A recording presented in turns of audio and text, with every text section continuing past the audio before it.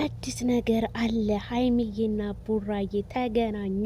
ሰላም ጤና ይስጥልኝ። ውድና የተከበራችሁ አድማጭ ተመልካቾቼ ላይክ፣ ሸር፣ ሰብስክራይብ ለሁሉም ይድረስ ማለት ነው። ሀይሚዬ እንኳንም ለዚህ ሰዓት በሰላም አደረሰሽ፣ እንኳን ተወለድሽልን ብለናል። ሀይሚዬ አመት አመቱ ይመላለስብሽ፣ እድሜና ጸጋ ያጎናጽፍሽ፣ አሰብሽውን ሁሉ ይሙላልሽ እላለሁ ማለት ነው።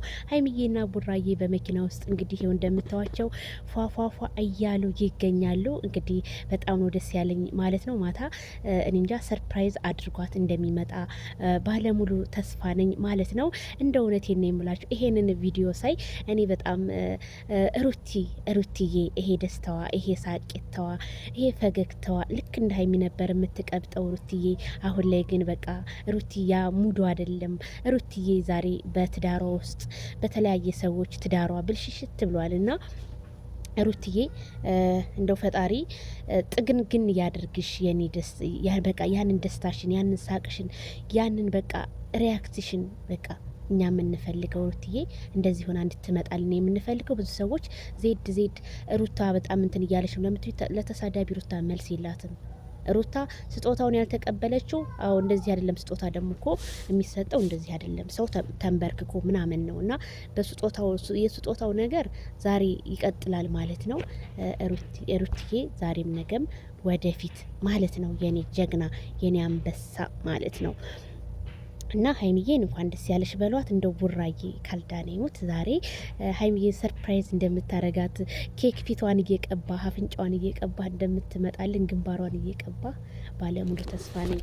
እኔ ያን ነው የምመኝላት ማለት ነው ለሀይሚዬ። ሀይሚና ቡራዬ ባንድ ሲሆኑ ነው የሚያምረው። ሲከፋፈሉም ያው በቃ ቅኔያቸው ምናምን ሲመላለሱ በጣም ነው ደስ የሚለኝና ሀይሚዬ በጣም ደስ ይላል ማለት ነው። በቃ አለባበሷ አረ ሀይሚዬ ማ በቃ አዲስ አበባ ተመችታታለች እንዴ! እንደው የሀይሚዬ እድገት እንደው እዚሁ ሶሻል ሚዲያ ላይ ያየናት እኮ ድግ አለች ሀይሚዬ። ዋው! በጣም ብዙ ሰዎች ይቀኑብሻል። ቀኑብሽ ብዬሻለሁ። ብዙ ሰው እንደሚቀናብሽ ልንገርሽ ሀይሚዬ። ከሩት ቀጥላ ሀይሚዬ ናት። በጣም እንግዲህ ተወዳጅነትን ያፈራችው ጀግና በቲክቶኩም በሶሻል ሚዲያው ማለት ነው። ባነጋገሯም የመጣላትን ተናግራ መሸበት የምታድር ጀግና እንቁ ናት ማለት ነው ሀይሚዬ።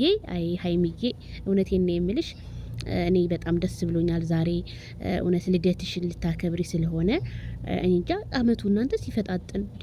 ባለፈው ነበር እንዲያከብራችሁ እንዴት አመት ሆናት እና በጣም ደስ ብሎኛል። ቡራዬ የኛ ወንድም ከሷ ጎን ቆመ ማየት ነው የምንፈልገው እላችኋለሁ ቤተሰብዬ።